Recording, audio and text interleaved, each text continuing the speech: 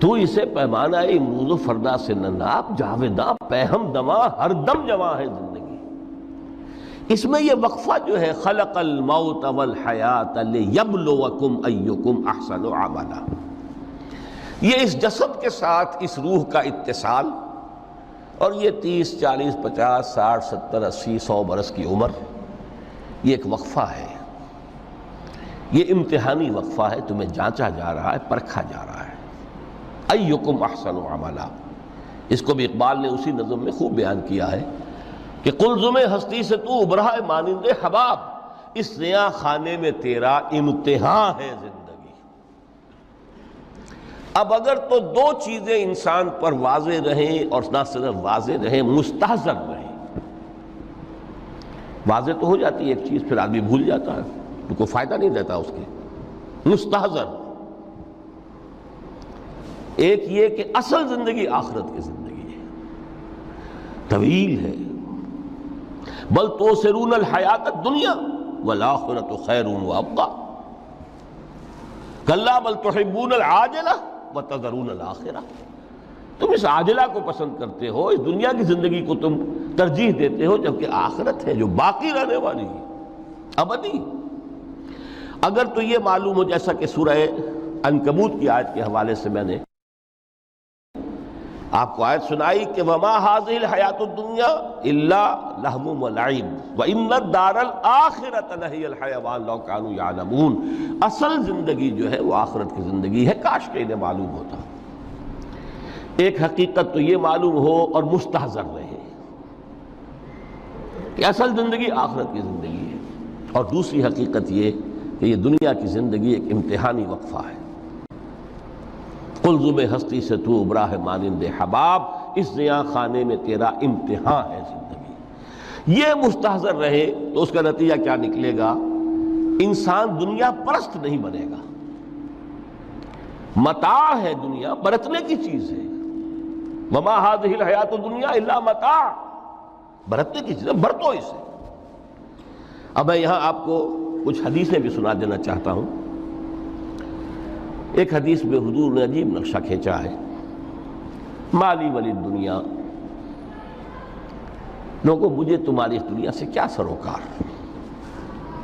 انما مثلی کراکب استظل تحت شجرۃ ثم راح فترکھا، میری مثال تو اس سوار کسی ہے جو تھوڑی دیر کے لیے کسی درخت کے سائے میں سستانے کے لیے رک جاتا ہے۔ وہ اس درخت کو اپنی منزل نہیں سمجھتا، اپنا گھر نہیں سمجھتا، تھوڑی دیر کا سستانا ہے، پھر وہ اس درخت کو خیر بات کہتا ہے، اپنا راستہ لیتا ہے، اپنی منزل کی طرف رواں ہو جاتا ہے۔ بس اتنا تعلق، منزل یاد رہے۔ چنانچہ ایک دوسری بڑی پیاری حدیث ہے، بہت مختصر بھی ہے، انما الدنیا خلقت لکم وانتم خلقتم للآخرہ، دیکھو یہ دنیا تمہارے لیے بنائی گئی ہے۔ خلق لکم ما فی السماوات و ما فی الارض، قرآن مجید کہتا ہے۔ اس لیے میں نے کہا تھا خلافت ہمیں دینی تھی تو سب کچھ ہمارے لیے بنایا گیا نا، یہ محفل سجائی گئی ہے ہمارے لیے، یہ سب ہمارے لیے بنایا گیا ہے، پورے عالم کو مسخر کیا گیا ہمارے لیے۔ سخر لکم، سورج بھی، چاند بھی، ہر چیز تمہارے لیے مسخر کی گئی ہے۔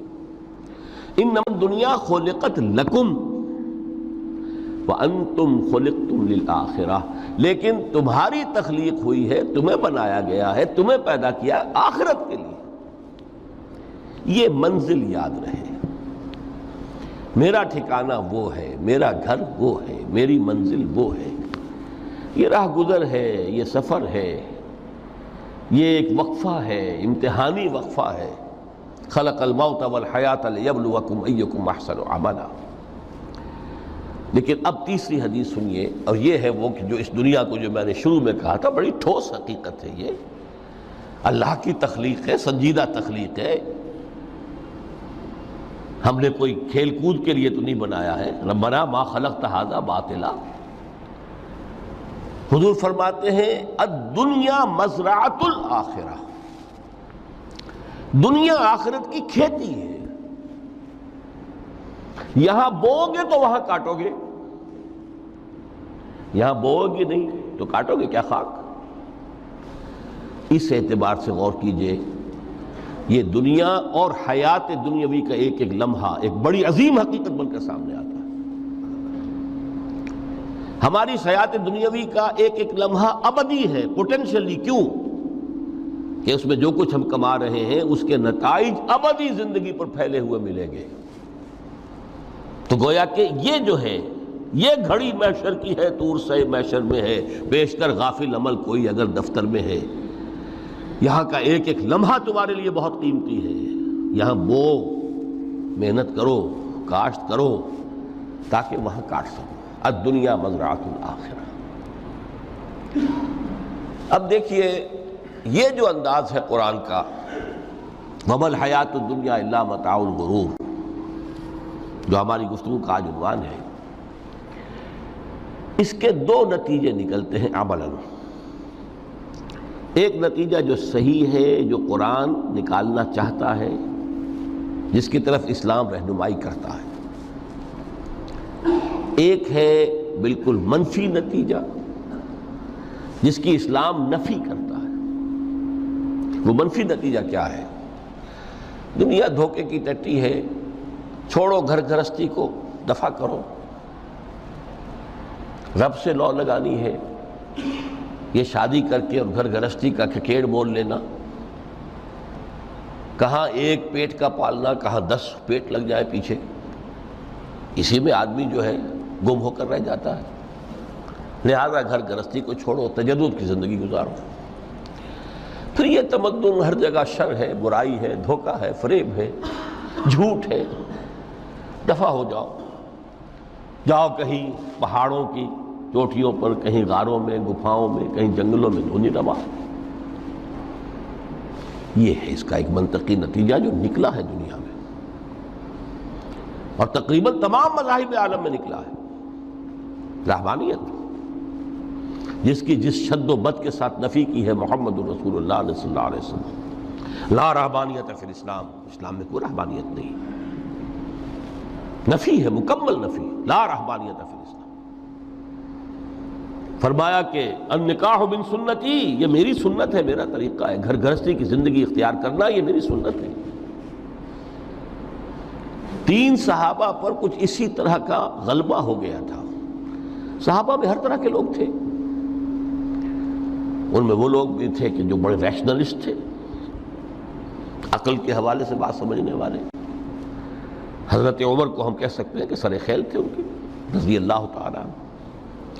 کچھ درویش منش لوگ بھی تھے، کچھ پر یہ تقویٰ کا اور درویشی کا بہت زیادہ غلبہ ہو گیا تھا، مغلوب الحال ہم انہیں کہہ سکتے ہیں۔ حضرت عبداللہ ابن عمرو بن العاص رضی اللہ تعالیٰ عنہما، ایک عجیب سائملٹینیس کنٹراسٹ ہے باپ اور بیٹے میں۔ عمرو بن العاص بہت بڑے سیاستدان، مدبر، عرب نے چوٹی کے جو 3 سیاستدان پیدا کیے ان میں سے ایک عمرو بن العاص ہے، واریر، کانکرر، سیاستدان۔ لیکن عبداللہ ابن عمرو بن العاص بالکل درویش، روزانہ روزہ ساری رات کھڑے ہیں، نہ بیوی سے کوئی سروکار، نہ کسی سے کوئی سروکار۔ حضور کو اطلاع ملی، بلا لیا، جواب طلبی ہو گئی، یا عبداللہ اولم اخبر انک تصوم الدہر وتقوم اللیل، اے عبداللہ مجھے یہ خبر دی گئی ہے تم ساری رات کھڑے رہتے ہو، روزانہ روزہ رکھتے ہو، کیا کہتے ہیں؟ جی حضور ایسا تو ہے۔ لا تفعل، مت کرو ہرگز۔ فإن لنفسك عليك حقا وإن لزوجك عليك حقا وإن لزورك عليك حقا، دیکھو تم پر تمہارے اس جسم کا اور نفس کا بھی حق ہے، اسے آرام بھی دو، اس کی ضروریات بھی پوری کرو، اس کی دیکھ بھال بھی کرو، یہ بھی تمہارے پاس امانت ہے اللہ کی۔ پھر تم پر تمہاری بیوی کا حق ہے۔ کسی صحابی نے دیکھا تھا حضرت عبداللہ ابن عمرو بن العاص کی بیوی کو کہ وہ بالکل جیسے کہ میلی کچیلی حالت میں تھی، پوچھا ہی کیا حال بنا رکھا؟ ان کا کہ آپ کے دوست کو تو کوئی غرض ہے ہی نہیں سرے سے. ظاہر بات ہے کہ مسلمان بیوی اور کس کے لیے وہ سنگھار کرے گی جب شوہر ہی کو کوئی دلچسپی نہ ہو، اس سے غرض ہی نہ ہو. لا تفعل. رات کو سو بھی دیکھو مجھے، میں رات کو سوتا بھی ہوں، نماز پڑھتا بھی ہوں، میں روزے رکھتا بھی ہوں، ناغے بھی کرتا ہوں. دیکھو زیادہ سے زیادہ ہفتے میں دو دن روزے رکھ لیا کرو کہ حضور مجھے اور تھوڑی سی اجازت. اچھا ایک دن ناغا، ایک دن روزہ، صوم داؤد، اس سے آگے کی اجازت نہیں. اسی طرح 3 حضرات سراسراہتن آتا ہے حدیث میں، بخاری شریف کی روایت ہے، ان پر بھی کوئی ایسا ہی غلبہ ہوا رہبانیت کا اور ترک دنیا کا. انہوں نے آ کے ازواج مطہرات سے معلوم کیا آپ کتنی رات نماز پڑھتے ہیں، کتنا دو سوتے ہیں، مہینے میں کتنے آپ روزے رکھتے ہیں نفلی. انہوں نے کوئی وہاں تو کھلی کتاب تھی سیرت محمدی صلی اللہ علیہ وسلم، جو کچھ تھی حقیقت بیان کر. اب دیکھیے ایک عجیب ذہنیت، انہوں نے دیکھا کہ یہ تو کم ہے، ان کے اندازے کے اعتبار سے تو بہت کم ہے، لیکن یہ کہ اپنے آپ کو ذرا تسلی، حضور کی تو کوئی ضرورت نہیں ہے، آپ تو معصوم ہیں، آپ کے سے کوئی گناہ نہیں ہوا، کوئی خطا نہیں ہوئی، آپ کے لیے تو یہ اتنی عبادت ہمارے لیے تو کافی نہیں ہے، ہم تو گناہ گار ہیں. ایک نے عہد کیا کہ میں کبھی نہیں سوؤں گا، رات بھر کھڑا رہوں گا. دوسرے نے کہا کبھی ناغا نہیں کروں گا، ہر روز روزہ رکھوں گا. تیسرے نے کہا میں شادی بیاہ کے کھکیڑ میں پڑوں گا نہیں. حضور کو اطلاع مل گئی، طلب فرمایا، ڈانٹا آپ نے، آپ لوگوں نے یہ کہا ہے؟ جی ہاں ہم نے کہا تو ہے. واللہ، خدا کی قسم، میں تم میں سب سے بڑھ کر متقی ہوں، لیکن میں رات کو سوتا بھی ہوں اور نماز بھی پڑھتا ہوں، روزے رکھتا بھی ہوں، ناغے بھی کرتا ہوں. میری گھر گرستی کی زندگی ہے، میری بیویاں ہیں.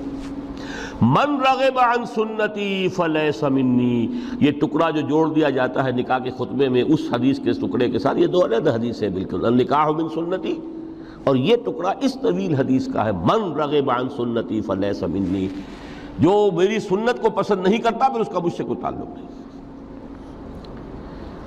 یہ تو میں نے احادیث کے حوالے سے آپ کو وہ جو منفی طرز عمل، گریز، دنیا سے تعلق منقطع کرنا، پسپائی، گریز، فرار، اور اس کا نتیجہ کیا نکلتا ہے کہ دنیا پھر شریروں کے لیے رہ گئی، کھیلیں کودیں عیش کریں.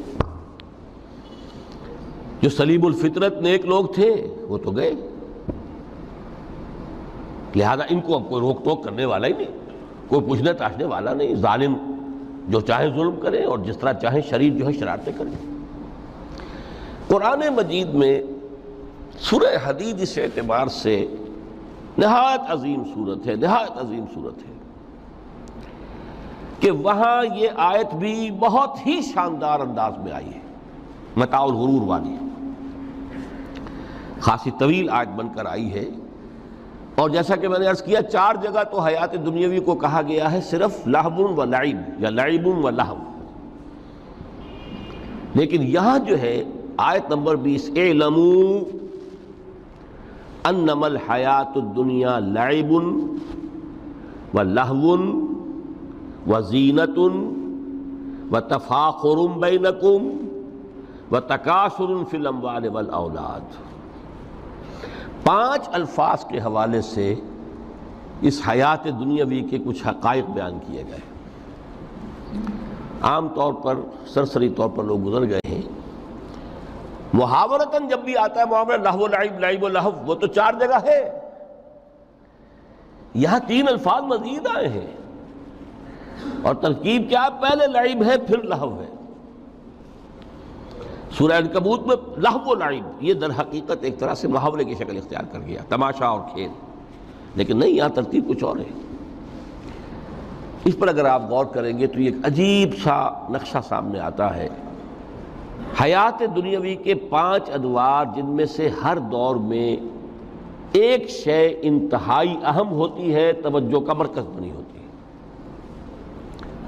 ابتدائی دور ہے، بالکل بچہ بھی ہے، کھیل، بس لعب، اس کے سوا اسے کوئی زندگی سے سروکار ہی نہیں. زندگی کے تلخ حقائق ابھی اسے معلوم نہیں. بھوک لگی تو رو پڑے، ماں نے دودھ پلانا ہے، کھلانا ہے، ان سے تو کچھ نہیں کرنا اس نے. وہ لعب، کھیل. لیکن تھوڑا سا آگے چلتے ہیں، ٹین ایجر سٹیج میں جب داخل ہوتا ہے آدمی تو اب وہ نرا کھیل، معصومانہ کھیل نہیں رہتا، اس میں تلذذ، سینشول گریٹیفیکیشن کا عنصر شامل ہو جاتا ہے۔ اب اس نے کہا لہو، اعلموا انما الحیات الدنیا لعب و لہو۔ ذرا آگے بڑھیے تو انسان پر سب سے زیادہ دھن سوار ہو جاتی ہے، بناؤ سنگھار، میرا لباس فیشن کے مطابق ہو، کہیں ایسا نہ ہو مذاق اڑے۔ اپنے لباس کے بارے میں بہت کانشیس ہوگا، اپنے ہیئر کٹ کے بارے میں بہت کانشیس ہوگا، ہر چیز کے بارے میں بہت کانشیس۔ زینت، بناؤ سنگھار، آرائش، زیبائش۔ اس سے ذرا آگے گئے، تکاثر فی الاموال واللہو، تفاخر بینکم۔ یہ سمجھیے کہ تقریباً 30 برس کی عمر جب انسان کی ہوتی ہے، اب فخر، تفاخر، یا دولت پر فخر ہوگا، یا نسب پر فخر ہوگا، یا اپنی کسی سیاسی حیثیت پر فخر ہوگا، اپنی چودراہٹ پر فخر ہوگا۔ تفاخر بینکم، جسم میں جان میں چونکہ توانائی ہوتی ہے، قوت ہوتی ہے، لیکن اس کے بعد جب عمر ڈھلی بڑا ریئلسٹک ہو جاتا ہے انسان۔ پھر یہ جو چوتھی سٹیج تھی، اس میں تو یہ کہ مونچھ نیچی نہ ہو، چاہے سب کچھ میں اپنا خرچ کر دوں، داؤ پہ لگا دوں، لیکن مونچھ نیچی نہیں ہوگی۔ آخری سٹیج وہ ہوتی ہے کہ پھر ہوکا لگ جاتا ہے آدمی کو، تکاثر فی الاموال والاولاد، مال اور اولاد کی کثرت کثرت کثرت۔ اب یہ ہوتا ہے کہ مونچھ نیچی کیا، مونڈ بھی دی جائے تو کوئی حرج نہیں، مال آنا چاہیے، ویری ریئلسٹک۔ اور اسی حال میں انسان ہوتا ہے۔ آخری پارے کی صورت نے پھر اس میں ایڈ کر کے اس کے اوپر مہر لگا دی، الہاکم التکاثر حتی زرتم المقابر۔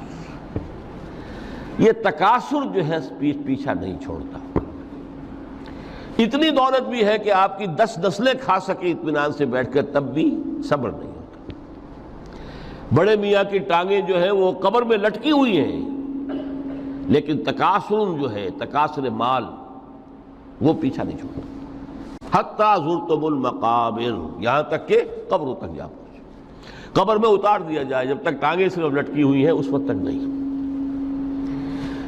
اس کے بعد تشبیہ دی ہے کہ یہ حیات دنیاوی کا جو ایک سائیکل ہے، اعلموا انما الحیات الدنیا لعب و لہو و زینت و تفاخر بینکم و تکاثر فی الاموال والاولاد۔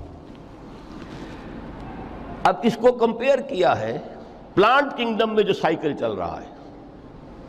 یہ ہمارا سائیکل ہے 60-70 برس کا، بچہ پیدا ہوا، خوشیاں منائی گئیں، پھر وہ لڑکپن سے، پھر ٹین ایجر سٹیج سے، پھر جوانی ہے، پھر ادھیڑ عمر ہے، اور پھر بڑھاپا ہے، اور پھر قبر میں اتارا جانا ہے۔ لیکن یہ کہ پلانٹ کنگڈم میں سائیکل چلتی ہے، کمثل غیث اعجب الکفار نباتہ ثم یہیج فتراہ مصفرا ثم یکون حطاما۔ یہ 4 سٹیج ہیں۔ جیسے بارش برستی ہے تو سبزہ نمودار ہوتا ہے، اور کاشتکار کو بڑا اچھا لگتا ہے، اس نے بیج بویا تھا، اس نے محنت کی تھی، اس نے ہل چلایا تھا، اعجب الکفار نباتہ، اس کو بہت اچھا لگتا ہے، دل باغ باغ ہو جاتا ہے۔ جیسے آپ کے ہاں بیٹا ہوا، پوتا ہوا، خوشیاں مناتے ہیں آپ۔ کمثل غیث اعجب الکفار نباتہ ثم یہیج، پھر وہ فصل اپنی پوری قوت کو پہنچتی، فصل لہرا رہی ہے، فتراہ مصفرا، پھر وہ زرد ہو جاتی ہے، وہ ہریاول اب ختم ہوئی، اب فصل پک گئی ہے، اب وہ زردی پر آ گئی ہے۔ ثم یکون حطاما، پھر وقت آتا ہے اگر وہ خضرو گھاس ہے تو پھر وہ چورا چورا ہو کر پھر وہ مٹی میں مل جاتی ہے، اور اگر فصل ہے تو کھیتی کٹ گئی، اس کے بعد کیا رہ گیا وہاں، وہ چورا ہی رہ جاتا ہے باقی۔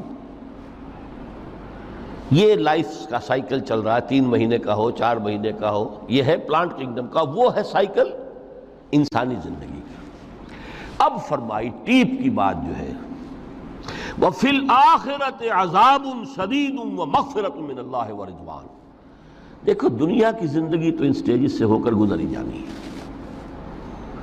جو پیدا ہوا ہے اس پر بڑھاپا بھی آئے گا، موت بھی آئے گی۔ کل نفس ذائقۃ الموت، جو سورہ آل عمران کی 185ویں آیت کا پہلا جملہ تھا۔ ہر انسان کو جو پیدا ہوا موت آ گئی۔ اب یہ ہے کہ وہ کہیں آپ نے محل میں گزار لی زندگی، کسی کٹیا میں گزار لی زندگی، کسی کی فٹ پاتھ پر گزر گئی زندگی۔ زندگی گزر جاتی ہے، گزرتی ہے، اور ان 5 سٹیجز میں سے ہو کر گزرتی ہے۔ آپ گندی گلیوں میں بچوں کو کھیلتے ہوئے دیکھتے ہیں، وہ بھی کھیل رہے ہوتے ہیں، نالیوں کے پانی کے اندر کھیل رہے ہوتے ہیں، ان کا بھی کھیل ہے، گندے جوہڑ میں کھیل رہے ہوتے ہیں۔ وہ تو ہے زندگی کی وہ سٹیج جو ہے کھیل کی ہے۔ کسی کے پاس بڑے قیمتی کھلونے ہیں، ان سے کھیل رہا ہے، کوئی اس طرح گلی ڈنڈا کھیل رہا ہے یا کچھ اور کھیل رہا ہے، لیکن وہ 5 سٹیجز تو آئیں گی۔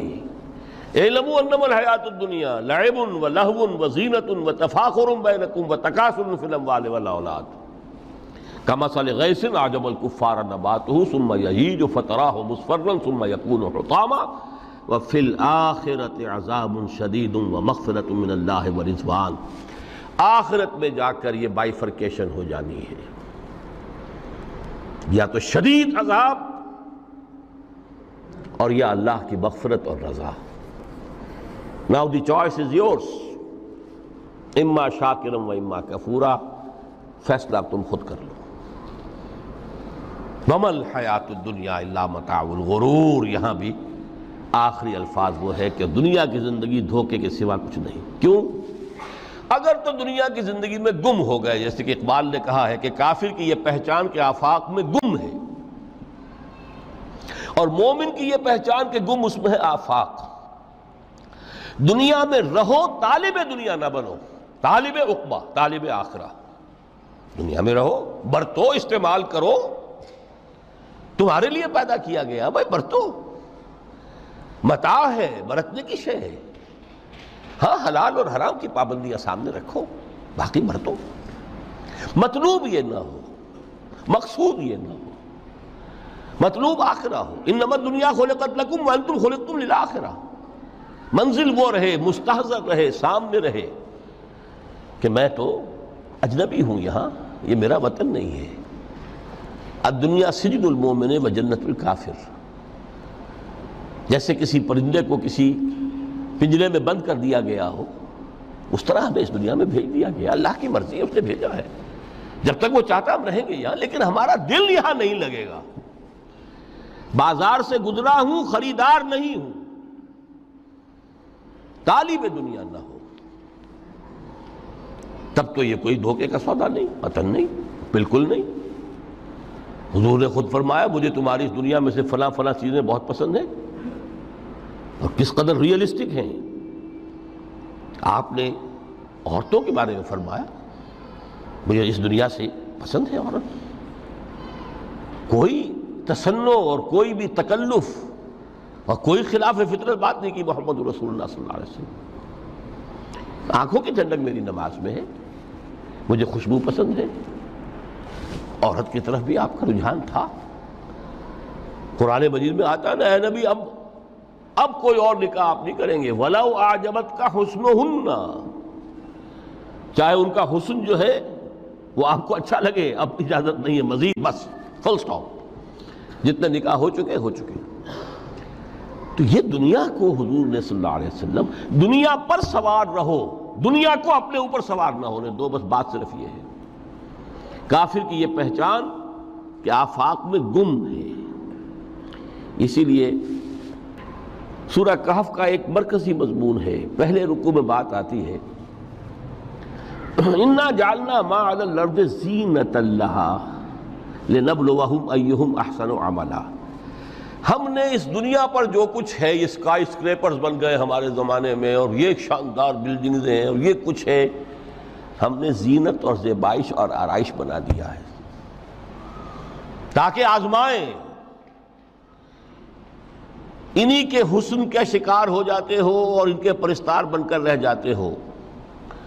رخ روشن کے آگے شمع رکھ کر وہ یہ کہتے ہیں ادھر جاتا ہے دیکھیں یا ادھر پروانہ آتا ہے، پھر بھی اللہ ہی کے عاشق بنے رہو، اللہ ہی سے محبت کرو تو کامیاب ہو گئے۔ دنیا کو برتو.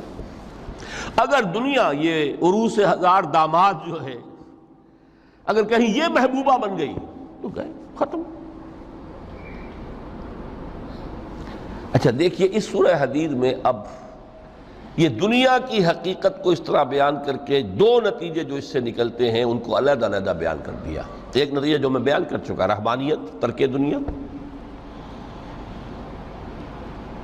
اس کی نفی کرتے ہوئے فرمایا وَلَقَدْ أَرْسَلْنَا نُوحًا وَإِبْرَاهِيمَ وَجَعَلْنَا فِي ذُرِّيَّتِهِمَا النُّبُوَّةَ وَالْكِتَابَ فَمِنْهُمْ مُهْتَدٍ وَكَثِيرٌ مِّنْهُمْ فَاسِقُونَ ثُمَّ قَفَّيْنَا عَلَىٰ آثَارِهِمْ بِرُسُلِنَا وَقَفَّيْنَا بِعِيسَى ابْنِ مَرْيَمَ وَآتَيْنَاهُ الْإِنجِيلَ وَجَعَلْنَا فِي قُلُوبِ الَّذِينَ اتَّبَعُوهُ رَأْفَةً وَرَحْمَةً وَرَهْبَانِيَّةً ابْتَدَعُوهَا مَا كَتَبْنَاهَا عَلَيْهِمْ. اصل مضمون یہ تھا جس کے لیے تمہید اتنی لمبی باندھی. ہم نے نوح کو بھیجا، ابراہیم کو بھیجا، ان کی اولاد میں ہی نبوت اور کتاب رکھ دی. پھر ان کے نقش قدم پر ہم نے اٹھایا عیسیٰ ابن مریم کو، انہیں انجیل دی، اور جو لوگ ان پر ایمان لائے ان کے دلوں میں رحمت اور رافت کے جذبات پیدا کر دیے، انسانی ہمدردی. حضرت عیسیٰ کا جو اپنا مزاج تھا ظاہر بات ہے کہ آپ کے حواریین اور آپ پر ایمان لانے والوں میں اسی کا ایک عکس پیدا ہونا تھا، لہذا وہ ایک خاص کیفیت. لیکن فرمایا ایک شے کو انہوں نے بدعت کے طور پر ایجاد کر لیا، وَرَهْبَانِيَّةً ابْتَدَعُوهَا مَا كَتَبْنَاهَا عَلَيْهِمْ. رہبانیت کی انہوں نے بدعت ایجاد کر لی، یہ انہوں نے کی ہے، ہم نے یہ ان پر فرض نہیں کی تھی. یہ ہے وہ منفی نتیجہ. گریز، خانقاہوں میں جا کر بیٹھ جاؤ، موناسٹسزم، تجرد کی زندگی گزارو. نتیجہ اس کا کیا نکلتا ہے کہ بظاہر راہب اور راہبائیں رہ رہی ہیں اور رہ رہے ہیں، اور اندر جو حرام کاری کے بازار چل رہے ہیں، اور تہخانوں کے اندر حرامی بچوں کی قبروں کے قبرستان بنے ہوئے. ہسٹری آف کرسچین موناسٹسزم پر کتابیں پڑھ لیجیے، خود انہوں نے اپنے سارے جو ہیں بخیے ادھیڑ کر خود رکھ دیے. یہ رہبانیت، یہ اسلام کا راستہ نہیں ہے. احادیث کے حوالے سے میں آپ کے سامنے پہلے بیان کر چکا ہوں. میں بعد میں تھوڑا سا عرض کروں گا کہ ہمارے ہاں بھی یہ رسم کیوں آئی اور کیسے آئی. الحمدللہ اس درجے میں نہیں آئی جس درجے میں کہ کرسچینٹی میں آئی ہے، الحمدللہ ثم الحمدللہ، لیکن کسی درجے میں اگر آئی ہے تو کیوں آئی ہے یہ میں بعد میں عرض کروں گا. لیکن اس کا مل حیات الدنیا الا متاع الغرور کا دوسرا نتیجہ کیا ہے؟ پہلا نتیجہ تھا گریز کا، پسپائی کا، فرار کا، معاشرے سے نکل بھاگنے کا، تاکہ معاشرے میں اشرار کھل کھیلیں، جو چاہیں کریں. ایک راستہ یہ ہے، ترک دنیا کے معنی ہیں ترک لذات دنیاوی، آسائشوں کو ترک کرنا، سختیاں جھیلنا. کس لیے؟ تاکہ دنیا سے ظلم کا خاتمہ ہو، باطل کا تختہ الٹ دیا جائے، ظلم کا استیصال. ظاہر بات ہے ظالم آسانی سے ظلم نہیں چھوڑے گا،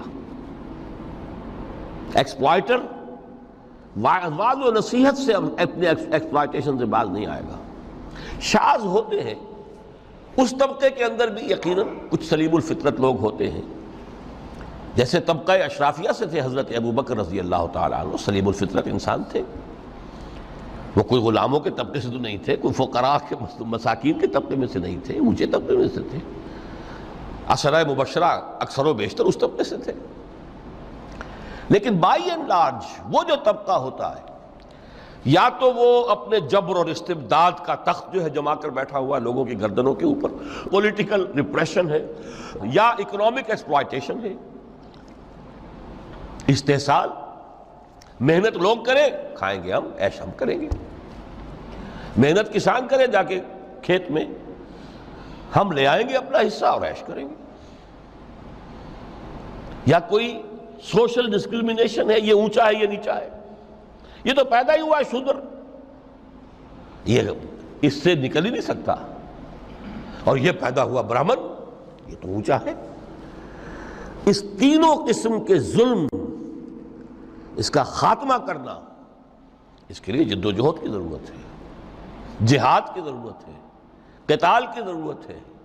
اور جہاد و قتال آپ نہیں کر سکتے جب تک کہ لذات دنیاوی سے کنارہ کشی نہ کریں، جب تک کہ اپنی بیلٹ کو ٹائٹ نہ کریں، جب تک کہ اپنی ضروریات زندگی کو کم نہ کریں۔ ضروریات زندگی کم کریں گے تو تفریغ الاوقات ہوگا، جو تبلیغی بھائیوں کی اصطلاح ہے بہت اہم، اپنے وقت کو فارغ کر سکیں گے۔ اس وقت کو فارغ کریں گے تو پھر وہ جد و جہد، وہ محنت، وہ جہاد، اس کے لیے آپ کے پاس وقت ہوگا، اس کو آپ لگا سکیں گے۔ پھر اس میں جب سخت سے سخت منزلیں آئیں گی تو اس میں میدان میں مقابلہ بھی ہوگا، جان کی بازی بھی کھیلنی پڑے گی۔ اس میں قید و بند کا وقت بھی آ سکتا ہے۔ 3 برس تک اگر محمد عربی صلی اللہ علیہ وسلم پورے خاندان بنی ہاشم کے ساتھ بدترین اسیری سمجھ لیجئے شیب بنی ہاشم میں جو رہیں، یہاں تو اسیروں کو آپ راشن تو دیتے ہیں، کھانا تو دیتے ہیں، وہاں تو اصل جو ہے وہ تو دونوں طرف سے گھاٹی کا منہ بند کر دیا گیا تھا، سیل تھی کہ کوئی شے جو ہے وہ جانے نہ پائے اندر۔ 3 برس، جس میں کہ وہ وقت بھی آیا ہے کہ سوکھے ہوئے چمڑے ابال ابال کر اس کا پانی جو ہے بلکتے ہوئے بچے، پھول جیسے بچے بنی ہاشم، ان کے حلق میں ٹپکایا گیا ہے، اور کچھ نہیں۔ کچھ تھے لوگ، حکیم بن حزام جیسے رضی اللہ تعالیٰ عنہ، بعد میں ایمان بھی لے آئے۔ حضرت خدیجہ رضی اللہ تعالیٰ عنہ کے چونکہ وہ قریبی رشتہ دار تھے، وہ پہاڑ کو کراس کر کے چوٹی پر سے اتر کر کچھ کبھی کبھی کھانے پینے کی چیز پہنچا دیتے تھے۔ یہ سارے مراحل آئیں گے۔ یہ جو ہے یہ مثبت ہے۔ ترک دنیا وہ نہیں۔ ترک دنیا سے مراد دنیا کی لذتوں سے، دنیا کی آسائشوں سے، ان سے آدمی اپنے آپ کو پیچھے ہٹائے، ان کو چھوڑے، ان کو ترک کرے، تاکہ اپنا وقت، اپنا مال، اپنی صلاحیتیں صرف کر سکے۔ کس کام کے لیے؟ اب اس کے لیے دیکھیے آیت نمبر 25 ہے یہ سورہ حدید کی۔ لَقَدْ أَرْسَلْنَا رُسُلَنَا بِالْبَيِّنَاتِ، ہم نے اپنے رسولوں کو بھیجا واضح چیزوں کے ساتھ۔ بینہ وہ شے جو از خود ظاہر ہو۔ آفتاب آمد، دلیل آفتاب۔ جب سورج طلوع ہو گیا وہ خود اپنے وجود پر دلیل ہے، اس کے لیے کسی اور اضافی دلیل کی ضرورت نہیں کہ سورج موجود ہے، وہ تو ہے، سب کو نظر آ رہا ہے۔ تو بینات سے مراد معجزے بھی ہیں، اور وہ تعلیم جو ہے بنیادی دین کی کہ جو فطرت انسانی کی جانی پہچانی ہوئی شے ہے، دونوں پر اس کا اطلاق ہو جائے گا۔ لقد ارسلنا رسلنا بالبینات وانزلنا معهم الکتاب والمیزان، اور ہم نے ان کے ساتھ کتاب اتاری، میزان اتاری۔ یہ سب کچھ کس لیے کیا؟ لیقوم الناس بالقسط، تاکہ لوگ عدل پر قائم ہوں۔ یہ ہے سول آبجیکٹو۔ یہ نہیں بس ہماری کتاب پڑھ لیا کرے، ختم قرآن ہو گیا، اللہ اللہ دعا مانگ لی، چھٹی۔ قائم کرو اس کو، وہ میزان عدل نصب کرو، ہر ایک کو وہی تل کر ملے جو اس کا حق ہے، اور ہر ایک سے وہ لیا جائے کہ جو اس کے ذمہ واجب ہے۔ اگر یہ نہیں تو بابا پھر سب کہانیاں ہیں، شریعت اور دین اور نماز اور روزہ اور حج، کوئی حیثیت ان کی نہیں۔ اچھی طرح سن لیجئے میری بات۔ قرآن مجید میں کہلوایا گیا حضور سے، قل یا اہل الکتاب لستم علی شیء حتی تقیموا التوراۃ والانجیل وما انزل الیکم من ربکم۔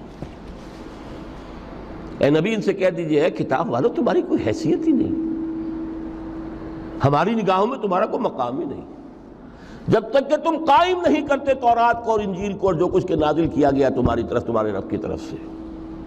قائم کرو، پھر آؤ ہم سے بات کرو، ہم سے دعا کرو، ورنہ دفع ہو جاؤ۔ Nothing doing. They don't care for you. لستم علی شیء حتی تقیموا التوراۃ والانجیل وما انزل الیکم من ربکم۔ اب قانون خداوندی تو بدلتا نہیں ہے، نہ فرام پرسن ٹو پرسن، نہ فرام نیشن ٹو نیشن، نہ فرام امہ ٹو امہ، اٹل ہے۔ وَلَن تَجِدَ لِسُنَّتِ اللَّهِ تَبْدِيلًا وَلَن تَجِدَ لِسُنَّتِ اللَّهِ تَحْوِيلًا۔ سنت اللہ تو ایک ہے۔ اب اس آیت کو ذرا پڑھیے، قُلْ يَا أَهْلَ الْقُرْآنِ لَسْتُمْ عَلَىٰ شَيْءٍ حَتَّىٰ تُقِيمُوا الْقُرْآنَ۔ وما انزل الیکم من ربکم، کہہ دو اے محمد کہ اے قرآن والو تمہاری کوئی حیثیت نہیں ہے ہمارے سامنے جب تک کہ تم قرآن کو قائم نہیں کرو۔ پڑھ لو اور اس کے قرات کے مقابلے منعقد کرا لو اور سونے کے تاروں سے اسے لکھ لو اور اس کو جو چاہو کر لو، کوئی حیثیت نہیں۔ قائم کرو اس قرآن کو، اس کے نظام کو، اس کے قانون کو، جو حضرت ابوبکر نے فرمایا تھا پہلا خطبہ جو دیا ہے آپ نے بیعت خلافت کے بعد، تم میں ہر قوی میرے نزدیک ضعیف ہوگا جب تک کہ اس سے حق وصول نہ کر لوں، اور ہر ضعیف قوی ہوگا جب تک کہ اسے اس کا حق دلانا دوں۔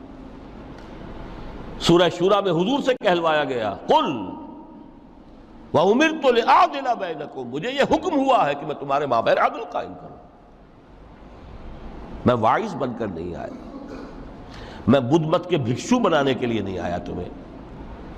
ہاں انقلابی عمل میں ایک مرحلہ آتا ہے، بدھ مت کے بھکشو بننا پڑتا ہے کچھ عرصے کے لیے، تیاری کا مرحلہ، وہ میں ابھی بعد میں ذرا بیان کر دوں گا، لیکن مستقل نہیں ہے یہ بدھ مت کے بھکشو۔ یہ بدمعاش جس طرح چاہیں کھل کھیلیں، ظالم جس طرح چاہیں لوگوں پر ظلم کرتے رہیں، تشدد اور جبر کا جس طرح سے چاہے معاملہ کریں، استحصالی نظام جس طرح ہوتا ہے چلتا رہے۔ شاہ ولی اللہ دہلوی رحمۃ اللہ علیہ کے الفاظ میں انسانوں کی عظیم اکثریت ڈھور ڈنگر بن جائے، صبح سے لے کے شام تک کمر توڑ دینے والی مشقت کے بعد بمشکل 2 وقت کی روٹی ملتی ہو، اس کا کبھی خیال اسے اللہ کا آئے گا؟ کبھی اللہ سے لو لگا سکے گا؟ دنیا نے تیری یاد سے بیگانہ کر دیا تو اس سے بھی دل فریب ہے غم روزگار کے۔ اس لیے حضور نے فرمایا کاد الفقر ان یکون کفرا، یہ فقر جو ہے یہ تو انسان کو کفر تک پہنچا دیتا ہے۔ عدل قائم کرو۔ تو دیکھیے یہ آیت انتہائی گمبھیر آیت ہے قرآن مجید کی سورہ حدید کی، جس طرح وہ آیت متاع الغرور والی جس شان کے ساتھ سورہ حدید میں آئی ہے، اعلموا انما الحیات الدنیا لعب ولہو وزینۃ وتفاخر بینکم وتکاثر فی الاموال والاولاد کمثل غیث اعجب الکفار نباتہ ثم یہیج فتراہ مصفرا ثم یکون حطاما وفی الآخرۃ عذاب شدید ومغفرۃ من اللہ ورضوان وما الحیات الدنیا الا متاع الغرور۔ لیکن اس کا نتیجہ کیا نکلنا چاہیے؟ لقد ارسلنا رسلنا بالبینات وانزلنا معهم الکتاب والمیزان لیقوم الناس بالقسط۔ Now prepare for the shock۔ میرے نزدیک، میرے علم کی حد تک شاید دنیا کی کوئی انقلابی کتاب نہ ہو جس نے اس قدر عریاں طور پر کھل کر یہ کہا ہو کہ ظالموں کی سرکوبی کرو، کچلو ان کے سر۔ وانزلنا الحدید، ہم نے لوہا بھی اتارا ہے۔ ایک وقت آتا ہے ظلم نہیں ختم ہوتا جب تک کہ لوہے کی طاقت ہاتھ میں نہ آئے۔ انزلنا الحدید، ہم نے صرف کتاب ہی نہیں اتاری ہے، لوہا بھی اتارا ہے۔ فیہ باس شدید، اس میں جنگ کی صلاحیت ہے۔ ومنافع للناس، لوگوں کے لیے کچھ اور منفعتیں بھی ہیں، کوئی توا پرات چمٹا یہ بھی بنا لو، ٹھیک ہے، لیکن اصلاً یہ اسلحہ کے لیے۔ وانزلنا الحدید، اسی تو سورہ حدید کا نام حدید ہے۔ فیہ باس شدید ومنافع للناس ولیعلم اللہ من ینصرہ ورسلہ بالغیب، اللہ دیکھنا چاہتا ہے کون ہے اس کے وفادار بندے جو اس لوہے کی طاقت کو ہاتھ میں لے کر مدد کرتے ہیں اس کی اور اس کے رسولوں کی غیب میں ہونے کے باوجود۔ ان اللہ قوی عزیز، ویسے اللہ قوی ہے، عزیز ہے، آن واحد میں کفر کو ختم کر دے جب چاہے، آنے واحد میں ظالموں کا ظلم جو ہے وہ ختم کر کے رکھ دے، وہ سب کچھ کر سکتا ہے۔ لیکن پھر تمہاری آزمائش کیسے ہوگی؟ کیسے معلوم ہوگا ہوز ہو، کس کا کیا مقام تھا، کس کے پاس کتنا یقین کا سرمایہ تھا، کس کے ایمان کی گہرائی اور گہرائی کا کیا عالم تھا، کس نے ہمارے دین کے لیے کیسی کیسی قربانیاں جھیلی ہیں۔ یہ ہے ترک دنیا جو موسٹ پروفاؤنڈ ہے، نتیجہ خیز ہے، خیر کو وجود میں لانے کے لیے ہے، لیکن اس کی مثالیں موجود ہیں۔ حضرت مصعب بن عمیر رضی اللہ تعالی عنہ ایام جاہلیت میں کہا جاتا ہے ان کا جوڑا جو ہے شام سے تیار ہو کر آتا تھا، جیسے کبھی مشہور ہے کہ پنڈت نہرو کا بھی کپڑے سل کر آتے تھے پیرس سے۔ موتی لال نہرو کا بیٹا، اور موتی لال نہرو وہ تھا کہ وائس رائے کی پہلی کار آئی ہے ہندوستان میں تو دوسری کار موتی لال کی آئی، اس کا بیٹا، اس کے کپڑے پیرس سے سل کر آتے تھے۔ مصعب بن عمیر کے کپڑے شام سے تیار ہو کر آتے تھے، اور وہ ہمیشہ عطر میں بسے ہوئے ہوتے تھے۔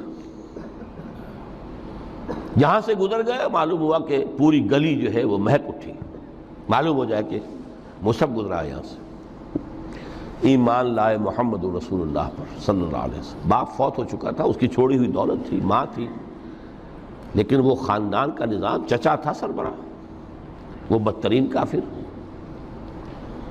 اس نے پہلے سمجھایا ہوگا 100 طریقے آزما کے، پھر آخری بار اس نے آزمایا کہ جس دولت کے اوپر تم عیش کر رہے ہو یہ تمہارے مشرک باپ کی دولت ہے، نکل جاؤ گھر سے۔ انہوں نے سمجھا تھا جیسے سورہ صافات میں آتا ہے فَأَرَادُوا بِهِ كَيْدًا فَجَعَلْنَاهُمُ الْأَسْفَلِينَ۔ انہوں نے حضرت ابراہیم کے بارے میں سمجھا تھا جب دیکھیں گے کہ آگ تیار ہو رہی ہے اور یہ اس میں مجھے ڈال دیں گے تو سب یہ نشہ حرن ہو جائے گا، یہ توحید وحید سب ہوا ہو جائے گی۔ لیکن ہوا کیا؟ بے خطر کود پڑا آتش نمرود میں عشق، عقل ہے محو تماشائے لبے بام۔ اس نے تو یہ دھمکی دی تھی کہ دن میں تارے نظر آ جائیں گے مصعب کو، ناز و نام میں پلا ہوا انسان، اسے کہہ دیا جا نکل جاؤ گھر سے۔ اٹھ کر چلنے لگے، اس کا تیش جو ہے اور اچھا یہ کپڑے بھی اسی مشرک باپ کے ہیں، اتارو ان سب کو۔ مادر ذات برہنہ ہو کر گھر سے نکلے، مادر ذات۔ پھر وہی ہے کہ جن کے نام قرائے فال بنام من دیوانہ زدند، کہ بیعت عقبہ اولیٰ ہوئی ہے، لوگوں نے کہا کہ ہمیں کوئی مقری دیجئے قرآن پڑھانے والا جو ہمیں قرآن پڑھائے۔ حضور نے فرمایا جاؤ مصعب۔ وہ مصعب وہاں جا کر مدینے میں المقری بن گئے، جا المقری، وہ آ رہا پڑھانے والا۔ اور 1 سال کی محنت، دعوت اور تبلیغ اور قرآن کے پڑھانے کے نتیجے میں اگلے سال 75 افراد لا کر حضور کی جھولی میں ڈال دی۔ یہ مصعب ہے۔ شہادت ہوئی ہے غزوہ بدر میں۔ ایک مرتبہ اس سے پہلے کا واقعہ بھی ہے کہ حضور مسجد میں تشریف فرماتے، سامنے سے حضرت مصعب گزرے، ایک پھٹا ہوا سا کمبل جسم کے گرد لپیٹا ہوا تھا۔ حضور کی آنکھوں میں آنسو آ گئے۔ از کجا تاب کجا، یہ دیوانہ جو ہے اللہ کا اور رسول کا اور دین کا کہاں سے کہاں پہنچا ہے۔ غزوہ احد میں علم ان کے ہاتھ میں ہے، جس ہاتھ میں علم ہے وار پڑا، کٹ گیا، دوسرے سے بھی پکڑا، اس کو بھی کٹ گیا، پھر دونوں جتنے بچ گئے تھے حصے ان سے سنبھالا، پھر شہید ہو گئے۔ جسم پر صرف ایک چادر تھی، اوپر سے جسم ننگا تھا، صرف ستر کے لیے چادر۔ دفن کرنے لگے تو مسئلہ ہی پیش آ گیا کہ چونکہ شہید کے تو کفن جو ہے اس کا اپنا جو بھی لباس پہنا ہو شہادت کے وقت۔ حضور سے کہا گیا کہ حضور مصعب کی چادر تو اتنی چھوٹی ہے کہ سر ڈھانپتے ہیں تو پیر کھل جاتے ہیں، پیر ڈھانپتے ہیں تو سر کھل جاتے ہیں۔ فرمایا سر کو چادر سے ڈھانپ دو اور پیروں پر اذخر گھاس لا کر ڈال دو، یہ آخری لباس نصیب ہوا ہے۔ ویر گھنا دے موت نے مارے، وہ تک تک رو دے کبے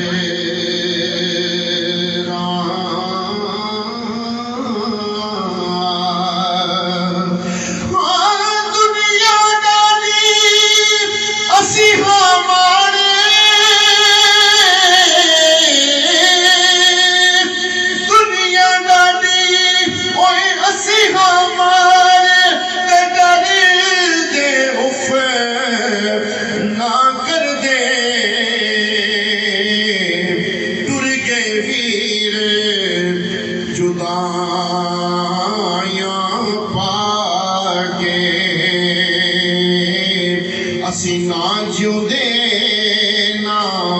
مرے